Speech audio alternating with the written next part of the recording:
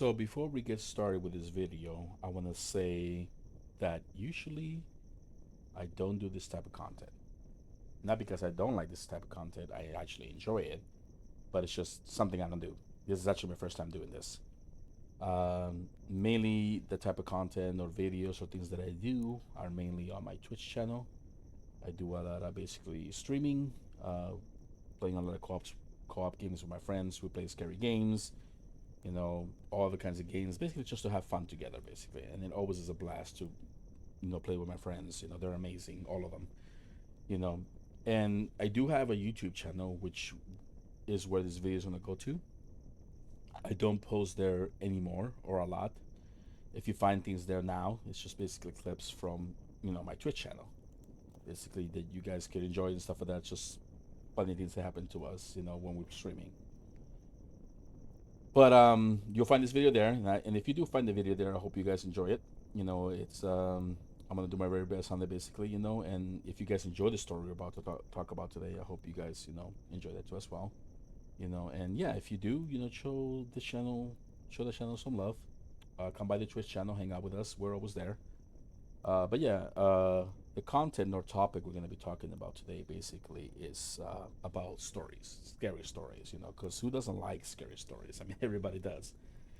Scary stories are great, they're very interesting. I think any kind of story is great, but for some reason, scary stories, or anything supernatural or even, extraterrestrial from aliens and stuff like that's very interesting, and everybody enjoys those, and that's what I was thinking about today. I was like, we're getting closer to the month of October, as people like to call it, the spooky month, and why not basically make a video and tell a story, basically one of my favorite stories. Choose a story basically that I enjoy.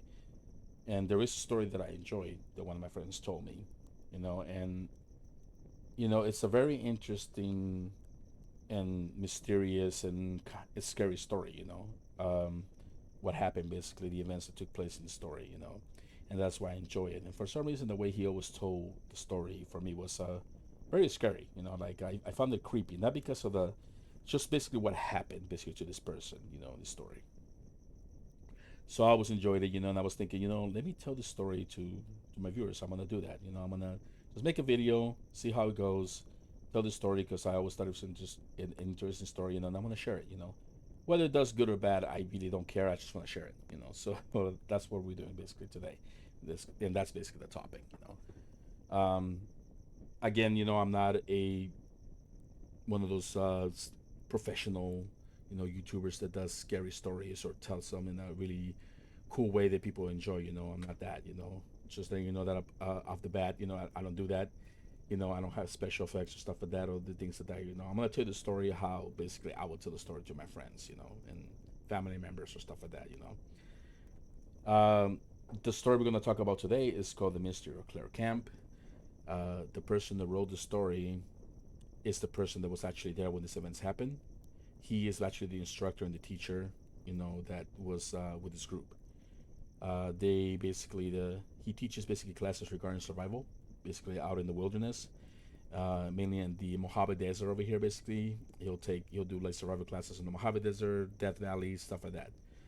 But he basically is the one who wrote the story, basically what happened, and the people that were with him basically are his students. But as time went by, they became friends, because the group that was with them always did classes with them, basically, to the point they became close and became friends.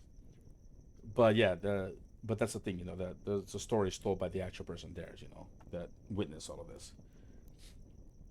I will try to tell the story the best way I can in my own words, my best way. I might probably mumble on words or stumble a lot in certain words, repeat myself, and if that happens, I apologize. I might read off some things that I probably need to double check basically in the story there, so I give my apologies on that. But the point is, I will do my very best to tell you guys the story because I find it interesting. So we're gonna go ahead and get started. And again, thank you for being here. I hope you guys enjoyed the video. And yeah, just stick around. And if you guys need to, go ahead and grab your favorite food, snack, hot drink, whichever you guys want. And let's go ahead and get started with the story of the Mystery of Clair Camp, okay? So they're working their way up Pleasant Canyon, basically, and trying to make time. The destination, basically, what they're trying to make it to, is an area called Hungry Bill's Ranch.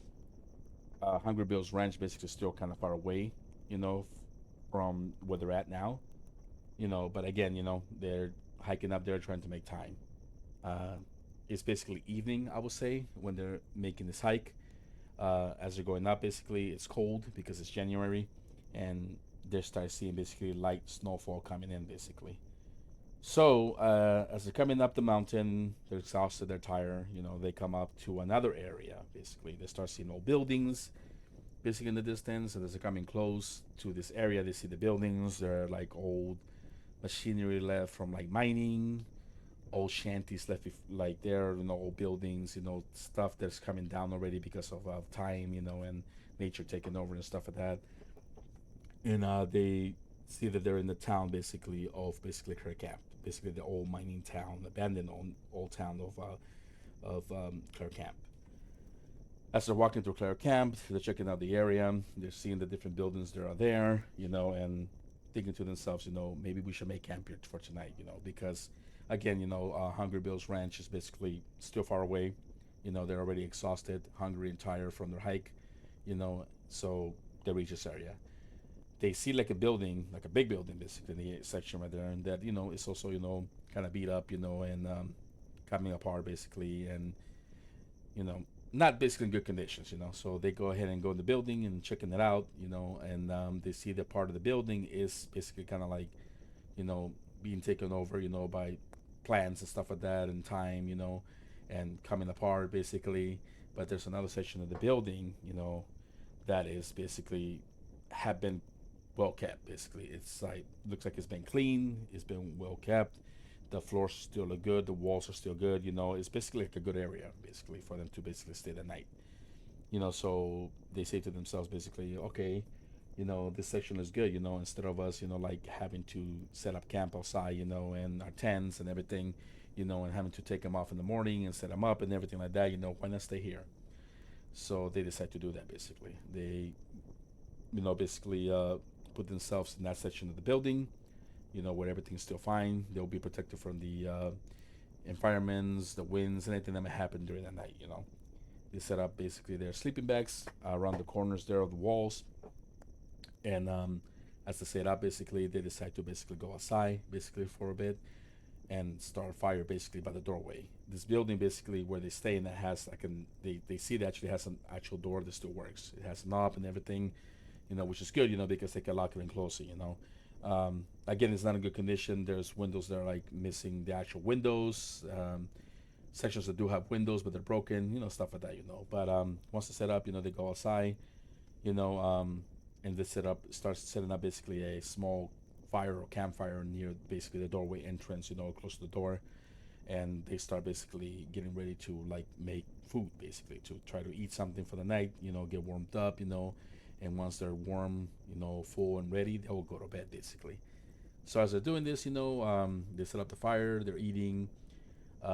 Lee, the person that's telling the story, basically decides to get up, basically go get firewood because he figures, that they might run out of firewood soon, and they might need to basically keep the fire going, in case they want more warmth, or they're going to cook anything else or anything like that, if they by some chance stay talking basically or anything like that. So Lee steps away, kind of far away from the camp area. He walks basically to a section. He starts collecting firewood, stuff they can find around the area, like small branches, uh, leftover like wood planks that are there, anything that he can use for fire, So he's there, and as he is in that section, basically he starts hearing like a commotion, not like a commotion of a fight or anything not going on, but just like talking basically, in the distance back in the camp, and it cuts in and out basically, but from what he can hear is basically talk going on, basically laughter. He thinks he hears basically talk or laughter that he thinks he hears in the camp basically, but something's going on over there. There's conversation going on and stuff like that. So he finds that interesting, but he continues gathering the firewood. He gets all the wood that he needs, and he heads back to the camp. As he's coming back to the camp, basically, he's coming thinking that he's going to find them, still talking about whatever they were talking about, whatever he heard when he was collecting the wood, and probably be able to join in on it, and or see what's going on. But he comes into them basically just being in the same spot they were before, and basically just being quiet. Basically, it was like really, really quiet, which he found really strange. So he comes in, looks around, sets up puts down the firewood, and as he's standing there, he notices that Renee, basically the main person in the story too as well, that all these things start happening to her. She basically starts like putting away her gear, her cooking gear, basically, and stuff like that, and basically calling it early to go to bed.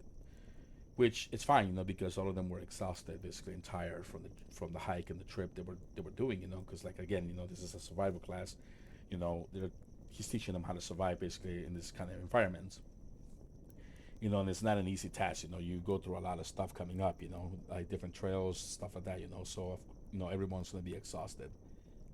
So it's not strange, but for him it's kind of strange because again, he's done the survival classes with the same groups, and they are now friends with him, and he knows how they are basically, and he knows that Renee basically, whenever they have a fire going or whatever's going on, they're talking, she'll stay basically there, and talk, hang out, you know, very cheery and stuff like that, just hang out with the group. But this time she's just leaving, early, and calling it a night early, which again, he found a little bit strange, but understandable because of the hike. Maybe she was this time tired, or maybe she was completely exhausted.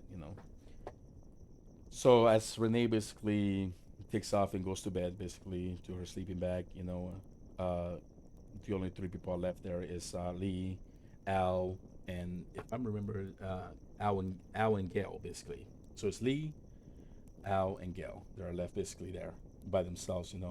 And as this happens, basically Al and Gail tell Lee basically what happened, you know, with Renee basically. And supposedly what they tell him is that Renee basically, when Lee left, she also left. And then later on came back running, basically like she was scared. Something was going on. Basically, it was like unusual, and basically something had scared her basically. And then she basically tells them that she had seen someone basically where she went to, seen something out there. And then that's basically the commotion that Lee heard when he was over there basically getting wood and firewood, basically that kind of stuff. And that's basically what he heard when he heard her talking and laughing or whatever he heard.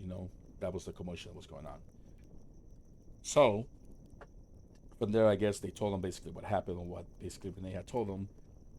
And supposedly, what happened was that Renee, after Lee had left to go get the firewood, she had gone the other way around to go basically use the bathroom, basically do bathroom necessities and stuff like that.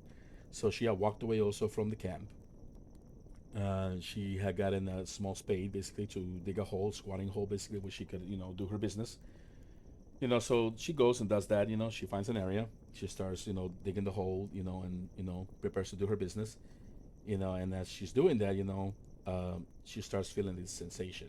It's like a very strange sensation, um, like the kind of sensation you feel when you're being watched, but also the kind of sensation that makes your hair stand, basically. But you also feel that you're not alone. Someone's there. So as she's doing that, she's feeling the sensation behind her, and she kind of like turns to see where she's feeling the sensation from, and sees basically a person standing there. She doesn't know who it is. She doesn't know basically what's going on. She knows that there's a person there, and she can explain it. Basically, she doesn't think maybe maybe it's a guy that's here. Maybe it's one of the guys at camp that came over and probably didn't see me or something like that. No, she just doesn't know what it is. Basically, she knows there's someone there, but she doesn't pay any mind at that point, and she's like, okay, I'm gonna just move. So she does that. So she moves to a second location, finds a second area, and does the same thing, digs a hole, and go ahead. She digs the hole and sets herself to go, and as she's doing that, as she's setting herself to go, basically the same thing happens again. She gets the sensation, and then there's the same thing watching her. This thing's just standing still.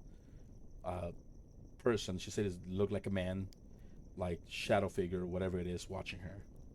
Now, as this happens the second time, she actually starts getting scared, and a little bit worried, and she's like, okay, well, this is strange, and I don't like it. So let me just move away. Maybe it's my imagination. Maybe I'm just tired. Maybe something's going on. Maybe I'm seeing things. I'm not really sure, but I'm going to move. So she moves and goes to the third location. When she goes to the third location and does the same thing happens again. Same sensation, same person that she sees basically. And at this point, she basically gets scared. She's like, okay, something's here. I'm not imagining it. This is the third time this happens. Something's going on over here. So that's when she basically decides to run, basically run back to the camp, and she's basically at this point scared because whatever this thing is, it's out there and it's following her around basically, or spying on her, whatever it is. And when she goes back, that's probably when she bumps into Gail and Al and tells her basically what happened. That something's following her. She saw something, that's watching her, and basically tell them what happened, which is what Gail and Al tell Lee. So they tell him the story. She's in bed, and he's like, okay. So they talk about that. Thinking maybe she was just tired, maybe she just saw something, maybe it's her imagination, but just leave it alone basically. So through the night, basically, they stay out there. They go in back and forth because again, the building had a door, and they have to remind themselves, since they have a door, that every time they go in and out, they have to close it, you know. So he has to remind himself to do that. Lee and the other two, they're there too as well, have to remind themselves to do that. So once they go to bed, basically, they call it for the night. They're all like sleeping, and Lee is basically sleeping in his sleeping bag. I guess at some point, probably that he turns and he knows that nobody was out there basically in the campfire or anything out there. Basically, everybody was in their beds, the sleeping bags. Um, he kind of like I guess turns or whatever, and he notices that the door is open. Basically, the door that they know they're all closed is open. So he finds that strange because he's like, okay, no one went out. We're all in here. You know, that's very weird. Unless something opened there, the wind, or we probably did forget to close it. Um, it's very strange. But let me go ahead and close it. So he gets up and goes and closes the door. And I guess he mentions that the door did open a few more times. Which made it really strange. But they weren't thinking about ghosts at that point. They were just thinking maybe the door somehow was opening, maybe the latch was working properly, maybe something was opening the door, maybe the door has some kind of issue. They weren't, like I said, they weren't speculating ghosts basically or something supernatural. So as he, as they were going to bed basically, while they were sleeping in this building, at some point Lee basically had, before they went to bed, basically had also set up a like a metal sheet or like a shingle, whatever, but like a metal sheet basically, like on a window that had no window whatsoever. So he put that there basically to keep away the wind or any kind of rain or anything that might come in through there. Basically put it there for protection to keep warm in there. Basically, the building where they were sleeping at. So he put that piece of sheet metal, whatever it is, there. Left it alone there, and it's like a not very super heavy, but it is a heavy metal. That will require a lot to basically toss on the ground. So he's falling. So he goes back to bed as he does this, and then as they're sleeping, they hear like a loud bang or thing that happens outside, and it wakes them all up basically. But the one that wakes up and goes check it out is basically Lee. And as he goes out there, basically to go check out what happened, basically is the sheet metal that he had fallen, basically. So he sees that. Basically, he picks it up, and starts putting it back on the window, and that's when he starts thinking about how the hell did this thing fall? What the hell made it fall? But that's when he starts seeing in around the area where he's at, basically outside, that it's basically a quiet night and there's no wind. Basically, there's no wind, just like light snowfall, and basically no strong winds or anything strong that would basically throw this sheet metal to the ground. So that's when he finds it a little bit strange, saying, "Okay, that's a bit strange. There's a calm night, there's no wind. I'm not sure how this thing fell, but whatever. He just brushes it off or whatever. Goes back to sleep, and I don't recall exactly, but I think he does mention, that he that this thing probably fell one more time or two more times, but basically strange things happened during the night after Renee, Dad told him about what happened to Renee, basically. So, he goes back to sleep, and calls her for the night, basically. No more stuff on there. I think happens, but they're just basically sleeping, getting ready for the next day.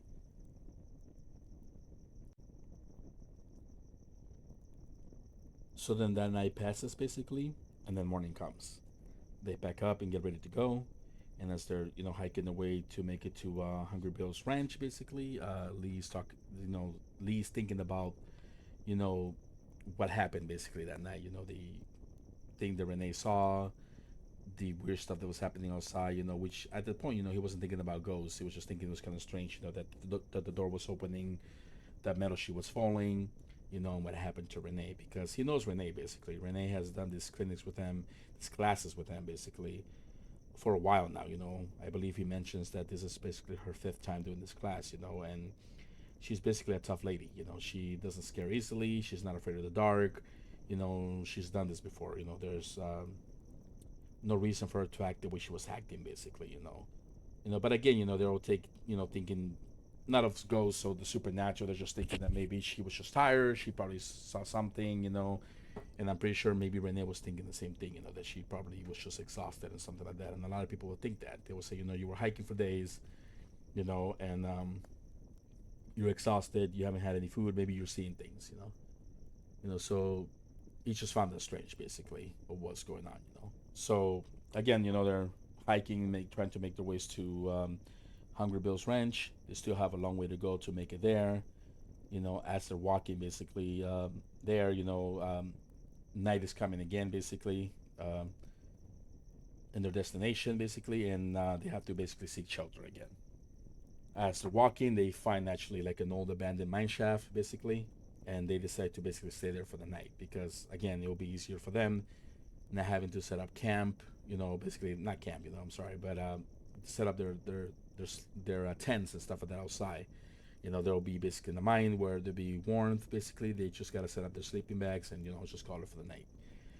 So they decide to basically stay there, and to play it safe, basically they decide to basically set up their camp, and their beds and everything near the mine entrance, or people like to call it the portal, basically. But they set up there. The only person that doesn't want to set up there is Renee. Renee does not want to sleep by the entrance. She refuses to sleep there. You know, Lee sees this basically and sees that she wants to sleep basically in the very back of the mine. Um, when they're doing that, basically, when she's doing that, Lee is worried about that and talks to her and basically tells her that she should consider staying next to the entrance because they don't know how the air quality could be in the mine. In a lot of mines, you never know. There could be there are poisonous airs in there. Like fumes or pockets or stuff like that. That could kill you. Or God forbid, cave in. You'll be trapped there. So this is why they're staying near the portal. Or the entrance. In case anything happens, they'll be able to get out of there quick. Basically. So that's what they're concerned for her. But again, she ignores all of that. Doesn't care. Not acting like herself again, and she wants to sleep as far away as she can from basically the entrance. So that's what she does. She stays over there. So basically, they just let her sleep there, basically, and just call it a night, basically, because they're basically tired from traveling and trying to make it to the destination, basically. Um, so from there, basically, the next morning they pack up their gear. They get ready. And they make their way to the destination, Hungry Bill's, and they start making it to Johnson's Canyon, which is kind of location close to where Hungry Bill's ranch is at, basically. And as they're making it there, basically, they're basically running out of water. They're thirsty, basically. They have a little bit of water, but not a lot. So they want to refill the canteen, so at least get some water. They find this section, basically, where there's water, basically, that they see, and they're kind of hesitant on drinking this water, but at this point they have no choice. They end up taking a chance basically with this water, basically. And the way he describes the water, and I'll have to actually read this to you guys, is very bit strange, but again, when they drank it, nothing happened to them. All of them drank, nothing happened, they were fine. But the way he describes this water, he says, I'll tell you right now, It says, "We all drank some of the dark color, foul smelling liquid on the last night out at Porter Mine." So they were basically at Porter Mine. It says the water was the way the water looked was blackish looking water due to the leaching of a root debris. So basically, it was just dirty because of that. So that's basically why they took the chance to drink that, and because they needed water basically, and they kept going. But again, nothing happened to them. They didn't get sick or anything like that. Everybody drank it. And again, a lot of people were speculating and say, like, well, when they read the story, people will say, like, well, maybe when you guys drank the water, that's why she was seeing stuff. Maybe one of you guys got sick. She got sick and she was seeing things, and that wasn't the case, because this happened way before they drank the water, and then again, if that was the case, when, Lee and Al, and the other friend drank the water, that would have been seeing things too as well, or got sick like Renee did, supposedly, they were saying, but that's not what happened, basically, and they were fine, basically, and then at some point, like Renee had to basically use the bathroom, basically, and the area where they were at in this mine section, there was actually a what do you call this? An outhouse, I think it is. Like, well, basically a bathroom, that was still usable. You can still use it. So she asked Lee about, if she could come with him, basically, if he could go with her, basically. That's what I meant to say, to go use the bathroom, basically. If he would walk her, basically, over there. So Lee was like, yeah, that's fine. So they went over there, and she wanted to go use the bathroom, basically, and Lee waited outside in the far away, and as she came back out, basically, asked her to walk her back, basically, and Lee found it strange, because Renee, again, usually, doesn't do this. She's an independent woman, she's strong, she's done this stuff before. She doesn't need no one to walk her to the bathroom and walk her back, that's like unusual, you know. But since the whole thing happened over there, she's been acting weird, basically. She's been acting strange, so Lee just was like, huh, that's unusual, that she's asking me to go to the bathroom with her, but whatever, maybe she's just, maybe she's just not feeling well or whatever's going on, So he left it after that, basically, But it was a bit strange to him, that that was going on, basically, and yeah, from there they just kept going and basically tracking down to try to make it to basically to the location, which they we still had a few way to go before they reach actually Hungry Bill's Ranch. So finally, they reach Hungry Bill's Ranch. They basically finish their section where they were going to, and then they start making their way back. Basically, after that, and they make it back safely to Ballarat, I think it's called. That's where they started their hike from, and basically, end their a survival class, basically, and their expedition, or basically what they were doing, basically their journey, basically, and then um, as they're like in Ballarat, I think it is.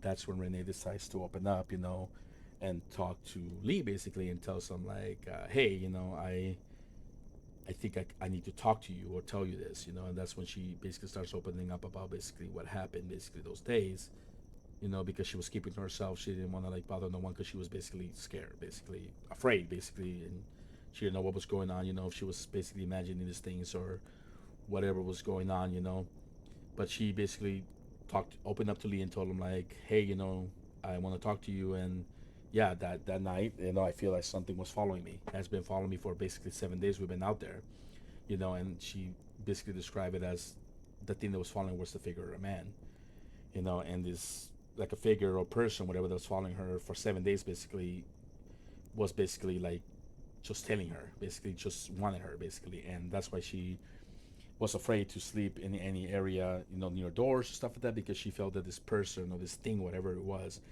at any point could come in there and basically take her away, and that's what she was afraid of. And when she told this to Lee, basically, and Lee, was hearing this, that's what it all makes sense. Why, she wanted him to go to the bathroom, with him, and like basically go over there, the way in the mind, why she wanted to sleep far away, and all that stuff. That's it makes sense to him because she was scared. This thing was following her. She was afraid. She didn't know what was going on.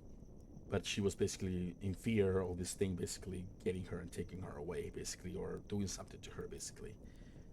And this is where the messed up thing comes in, basically, about Renee. Unfortunately, like 2 days later, after they had come back from their survival class and everything like that, Renee actually died. She wrote in her personal journal basically what happened during the stuff that she saw and stuff like that. Because again, she wasn't talking to people. At first she was basically keeping it to herself. She was writing in her journal, but mainly she was keeping it to herself, until she actually told Lee, opened up and told him like, hey, something was following me, something was on me.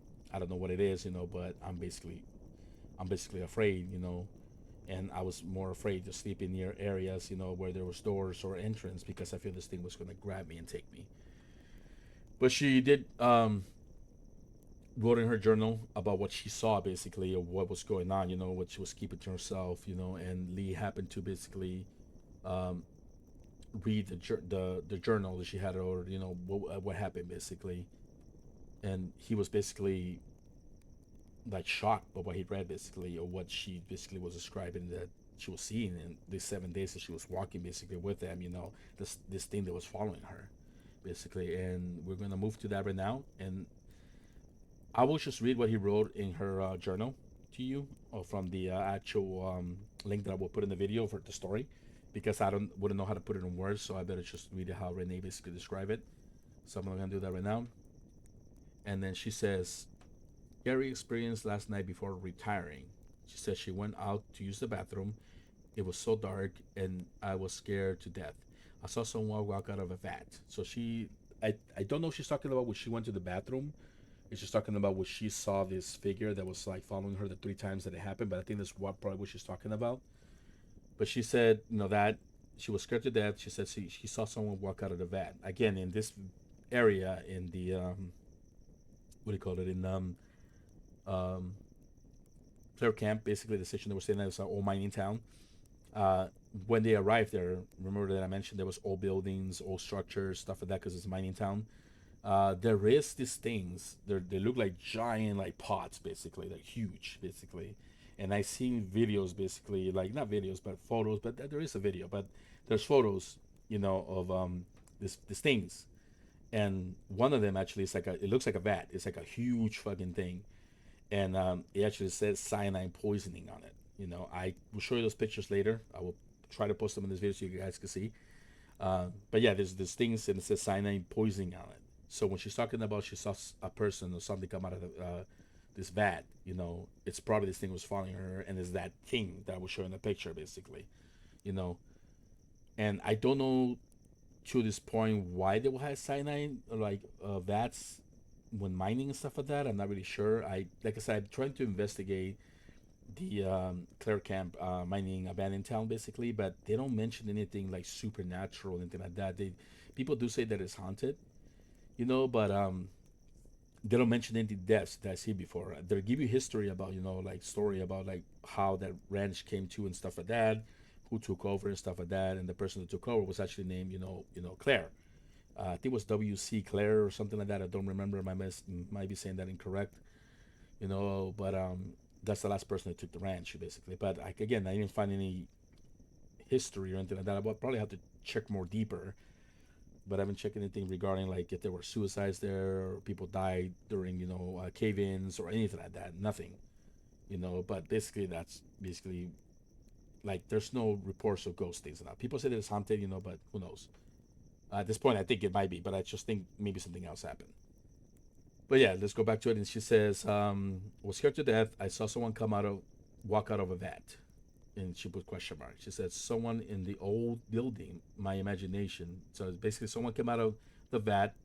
Someone in the old building. So there's like a building, and this vat thing was at this thing, whatever building. It says, she said, my imagination went wild. I thought someone was out there ready to grab me off to hell, never to be seen again.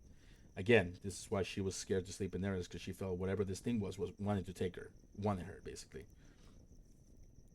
So never to be seen again. Then she says, I went into the metal house where I saw the figure of a head on the wall. So I quickly crawled inside my sleeping bag where I stayed the rest of the night. So the metal building she's talking about, the metal house, was where they stayed the night, basically.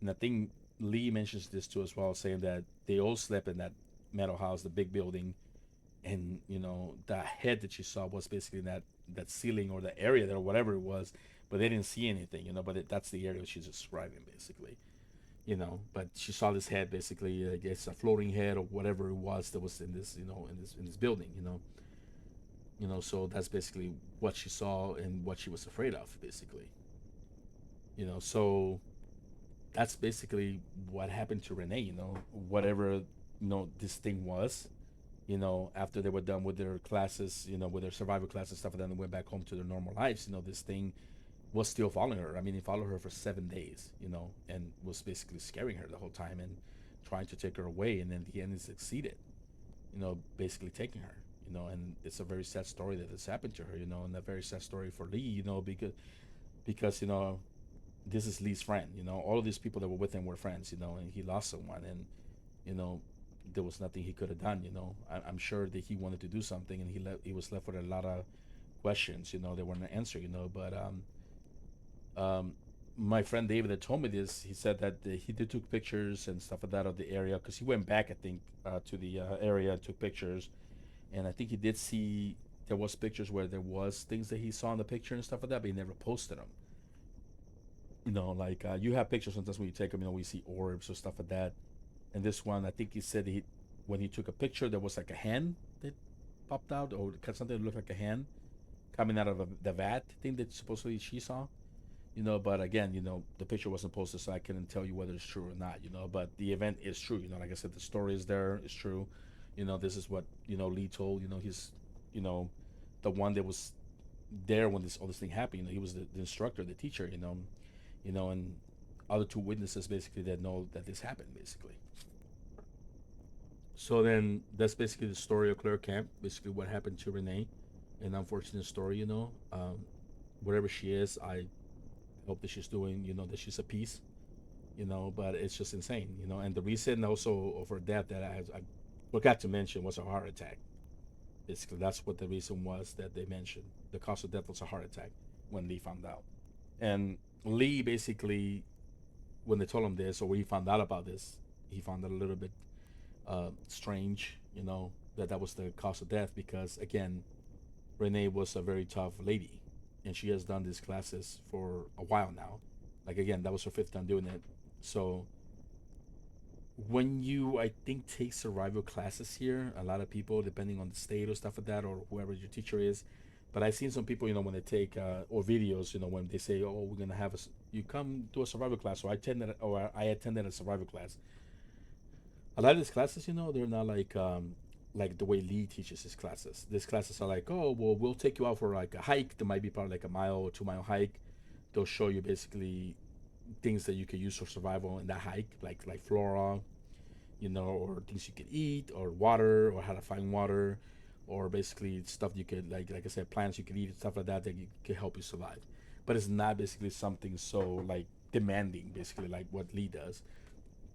You know, what Lee does is basically hardcore because, like I said, there were like she mentioned before, this thing was following her 7 days. Sometimes his clinics or classes were for like could be for like 3 weeks, or 2 weeks, depending on how long the class was, the clinic, and for you to basically do these classes, you will have to like sign different things, and also um, they will have to know that you're basically in good condition to do these classes. Basically, you have to get medically evaluated, I think it is, to see like if you're in shape to do this, if you're able to do it, you know. So they have to do tests on you.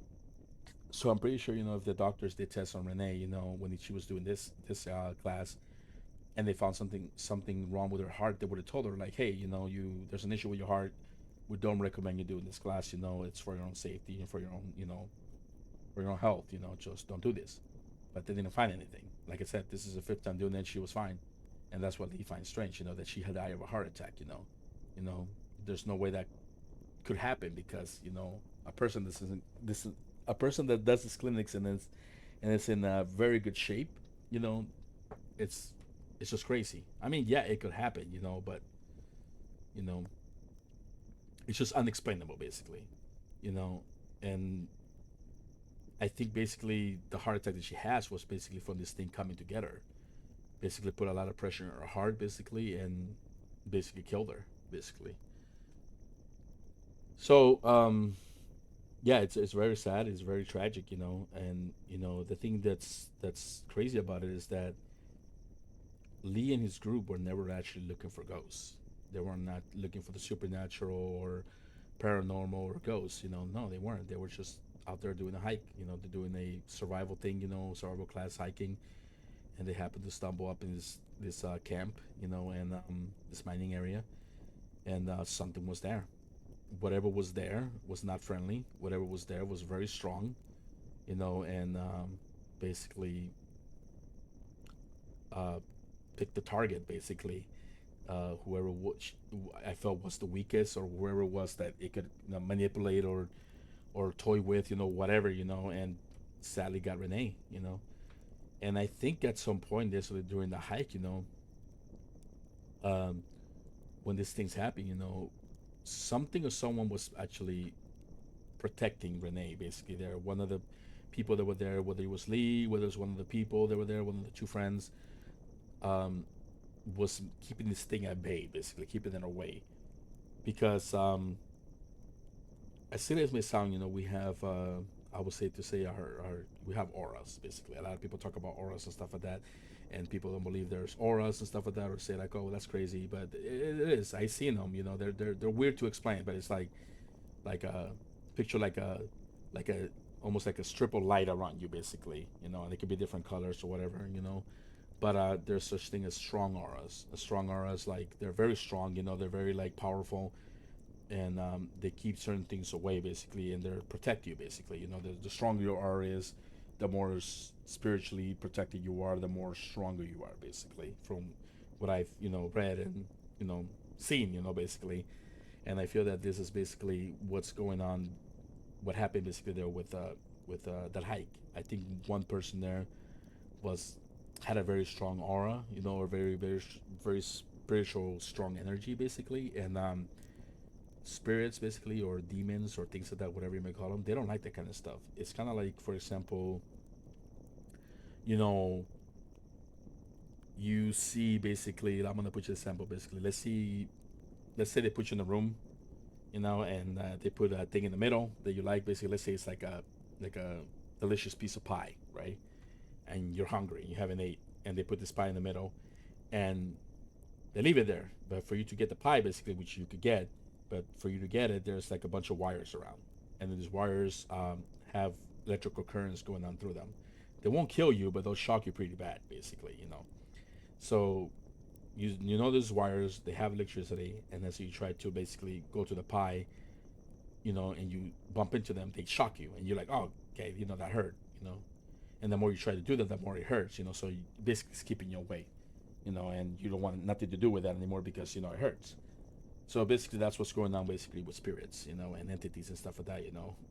You have someone that has a strong aura or strong energy, basically, from them, and they don't like that. They To them, it's like that, basically. They're running into a force field or some kind of like electrical field, basically, or like a funky smell, because when you get a funky smell you don't like, you kind of back away from that person. That's what it is. And this was I think was protecting Renee. It was whoever was there, somebody was there, had basically a strong, you know energy, or strong, aura field, that was keeping this thing away. And that's why it wasn't really like griming her or doing anything. It was just like kind of scaring her, but it couldn't do anything to come grab her, basically. And when she went back home, basically, and she was away from everyone, that's when this thing, took advantage, because there was nothing preventing them anymore from getting to her, and did what he had to do, and unfortunately it took Renee. And it's crazy, because we have a lot of people out there. I see YouTube videos every time about ghost hunters and paranormal investigators, and these people, some of them do it in the proper way, but some of them do it in a very stupid way. And you have to go prepare for stuff like this, because you should count your stars, basically, when you go do stuff like this. Is something like bad doesn't happen to you, basically, like what happened to Renee. That you get something strong that follows you, where it's gonna probably toy with you for a bit, and then probably kill you.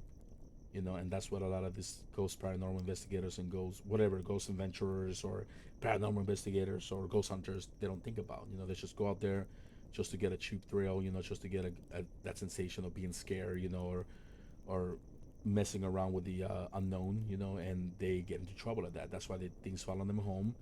That's why the house gets haunted. That's why they get scratches or stuff like that, because they start fucking around with things they're not supposed to do. They go to areas too as well. Where they start basically, how would you say that word? They start basically antagonizing the ghost, basically provoking it, making it angry and stuff like that, because they want results, they want to hear something, and you don't want to do that, because you're asking for trouble now, stuff like that. When you start saying to a ghost, "Oh, well, do this," or "Take over me," or whatever, stuff like that. That's when you're asking for trouble. That's when you're asking for bad things to happen. So you don't do that. And that's why I get surprised, that nothing has happened to them. Like something has happened to them, but nothing to this degree, basically. And it's just dangerous. I recommend people that if they are going to go something, or anything like that, if they want to do it, to be sure to do it with people that they know. People that they know they're not going to go over there disrespectfully or antagonizing or trying to summon things. Because there are some of these people that actually would try to summon things with the Ouija board, with candles, rituals, stuff like that. And that's the thing you don't want to do, because they know how to summon it, but they don't know how to send it back or close it, basically. And that's where you have issues, when you don't know how to do none of these things, and you don't close it. That thing stays open, or whatever you summon is going to stick on the person that summoned it, or probably multiple people, you know. So that's what I'm saying. If you're going to go ghost hunt, or search for spirits or whatever, you have to do it in a proper way, in a respectful way. Go with people that are going to go over there and be respectful. Go well protected. What I mean well protected is, you many things can help you in protection, basically, but it depends on the spirit, and on the entity that's there, you know because if you have a strong entity, there, a lot of things that you might probably have, like prayers and stuff like that, or a blessing or a priest, it's not really going to help you. It might help you for a moment, but not the whole time. And there's different ways you can protect yourself, like people don't think about. You have, you know different type of flora you could use, that you could actually, dry and burn, and use it as incense, basically, to for yourself, basically, to put it over your body. When you burn it, have that smell protect you, basically. There's different oils. There's different things you could use, basically. And this is things that I learned, basically, from reading, and practicing. You know, but yeah, it's just a very sad story, stuff like that. And like I say, I tell people, now that do this type of things, basically, go investigating ghosts, paranormal stuff like that, to do it safely. Do it safely. Go with people you trust. If you don't know these people, that you're going with, and you never met with them, then don't go. If you have that sensation that you feel, where that you shouldn't go, or something's keeping you, or you have that gut sensation, then don't do it, because something's keeping you from there. So might as well play it safe. Like I said, don't go antagonize things. Don't play with Ouija boards in your house. Don't summon things you don't know about. Because that will bring you problems, basically, and stuff like that. But yeah, that's the story of Clear Camp. I enjoyed the story. Just like I said, it's very interesting to me. I don't know if it might be interesting to you, or if you actually enjoyed it. I hope you guys did. But that's basically one of my favorite stories that I've been told. Basically, I find it very, interesting, and still unexplainable what happened, basically, there. But I could tell that's probably what it was. This thing, whatever took Renee, was basically a spirit that just happened to manifest there in that area. And it was a strong entity, and not a spirit, I want to say, but an entity, basically. And this was something strong. I would say even demonic, that was there, and was looking for, a was looking for prey or something, and they found one, and it's just insane, that things like this happen, and a lot of this area, like I said, they do say it's haunted, but people have never taken pictures, something like that. Like I said, I haven't found anything on files and stuff like that, but I'll keep looking, basically, on this. And if I find anything interesting about Claire Camp, I'll let you know. But yeah, you can find it on Google Maps and stuff like that. Some sections you can't even reach in Google Maps. No, they do have pictures of the camp and area, stuff like that. And like I said, I'll be posting pictures of the cyanide, thing like that, the thing. But you know what? Actually, before actually posting the pictures, let me just show you real quick what she saw, basically. So here, um, because I do have it that I found it, but I will show you real quick, and I'll bring it in interview so you can see it. Because I like to share with you guys right away instead of just like saying, oh, like look, this is putting it like that on the clips or whatever. You know, it's probably better if I do it this way. And I will show you right now. Let me see. Okay, so this is one right here. Let me show you. So this is one of the vats basically right here, as you can see. So this is one that she probably saw basically over here. I'm this is the area that's Clair Camp.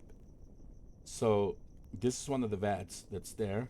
There's more basically you can see one that says cyanide poisoning. Let me find it for you. I'll show you. But, before we end the video, I want to show you this so that way you guys know what I'm basically talking about. This is probably the building to stay in, because he said it was like a shanty, like an old building that they found. It's more. It came down more because it used to actually be bigger, you know. But there is the section they actually keep the building basically like intact and clean in case you want to camp there for the night or whatever, or if you're hiking and exploring. But there's this one here. I believe this is the building they're talking about, and this is part of it. They already had collapsed because, you know, like he said, it was like part of the building was fine, part of it wasn't, and I feel this is the one he was talking about. But now it's more given into time basically. But this is one of them right there. So you can see right there. Make it a little bit bigger so you can see. There we go. And then we're gonna find the cyanide one that I was wanted to show you that actually says that.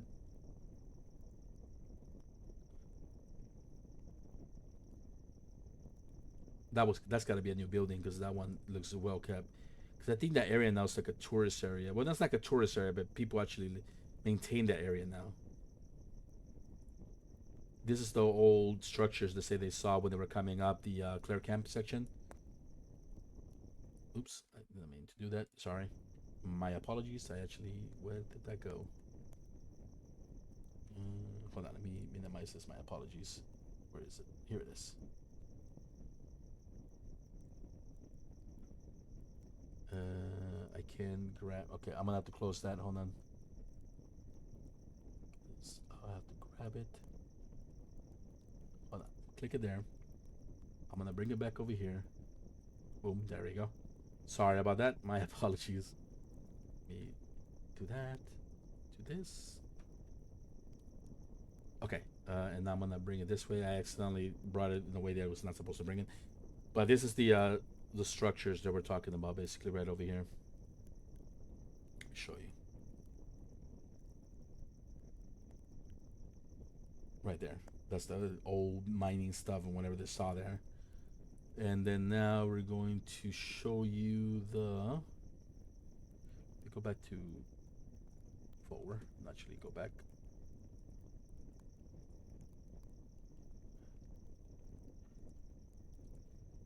And let me see if I can find another one.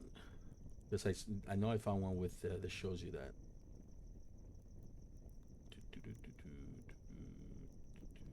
No, this one doesn't have it.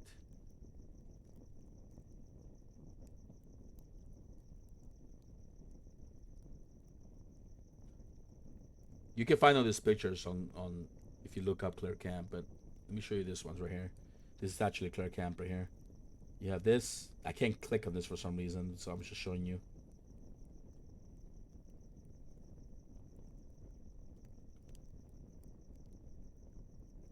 Like I said, some of these areas you could actually now get there with Jeeps, but it's still kind of hard to get there with Jeeps sometimes. You get stuck. I'll find you the picture. I know there's one where it says the VAT that I wanted to show you. I'll find it right now.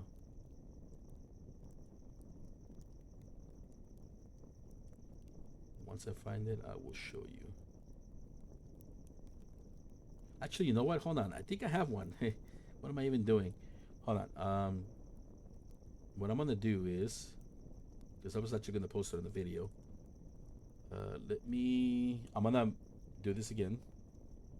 Sorry about this. And we're gonna.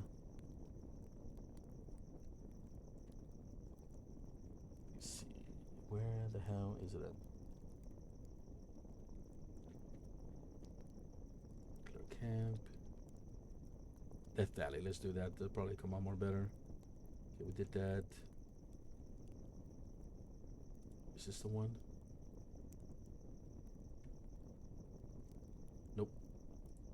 this one.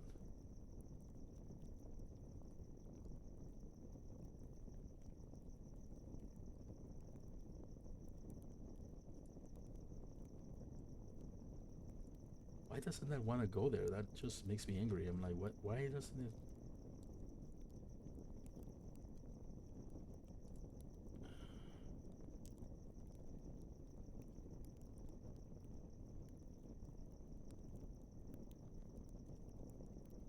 Here it is. Here's one. Let me show you.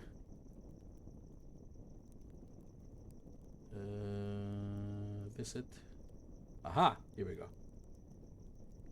Let me go ahead and close that.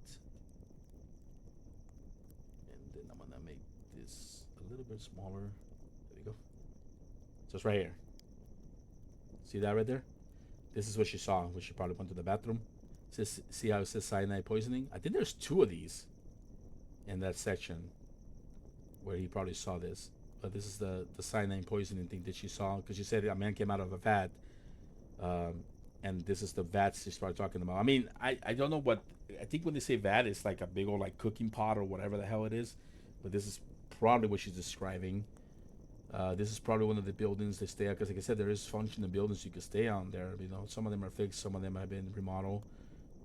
But yeah, basically that is the vat right there that I was talking about. See how it says cyanide poisoning there? Yeah. So that's basically what he was talking about. And then, like I said, I will link the story on the video so you guys can check it out. And if we go back, actually, let me see. Let me do this again. Clair Camp, Death Valley. If we do that and we go to images, I'll show you the persons. All right. Wait, hold on. Oh, this is gonna be on the on his the story basically. But yeah. So this is Lee right here, and this is Renee, and these are the other two friends that were with them together basically. And he's actually a photographer. Like I said, he does his classes for the, I think it's the Antelope Valley College right here in the AV where I live at, and he does the survival classes. He was also a photographer. He does a lot of photography, which he's really good at. He also served in the military. I think he was a Marine too as well. But he's a really tough dude. Here's him with the group. Uh, yeah, and you can find his videos actually on YouTube too as well, because he has videos of him doing certain hikes and stuff like that with other classes that he had taught, you know. But yeah, he's a very cool dude. But yeah, just thought I'd show you guys that basically. And again, the story will be in the description there. Like it will be this story right here. Let me just show you that real quick. It will be this story right here, the Mystery Of Clair Camp. Well, you guys can check it out basically there. These are the notes of Renee left. You know, you can read all this stuff when you go there basically. But yeah, that's basically what I wanted to show you guys basically, so you guys can get a more look into that. But yeah, that comes to the end of the story. Again, thank you so much for joining me. I really do appreciate it. I hope you guys do enjoy the story. Like again, I apologize if by any chance at some points I stumble up a lot of words or repeated myself or anything like that. This is my first time me doing this kind of videos, you know. But you know, if you guys enjoy it, let me know, and I'll probably put more up and do some other stories, you know. But again, you know, I don't do a lot of YouTube. I'm not usually on YouTube a lot, you know. But you know, if you guys want to come support that, that's fine. But mainly you'll find me on Twitch, you know. So if you guys want to come by there and say hello when we're streaming, you're more than welcome to. Again, thank you so much for your time. I really do appreciate it. Stay awesome. Have a wonderful day, and I'll catch you guys on the next story. Okay, take care.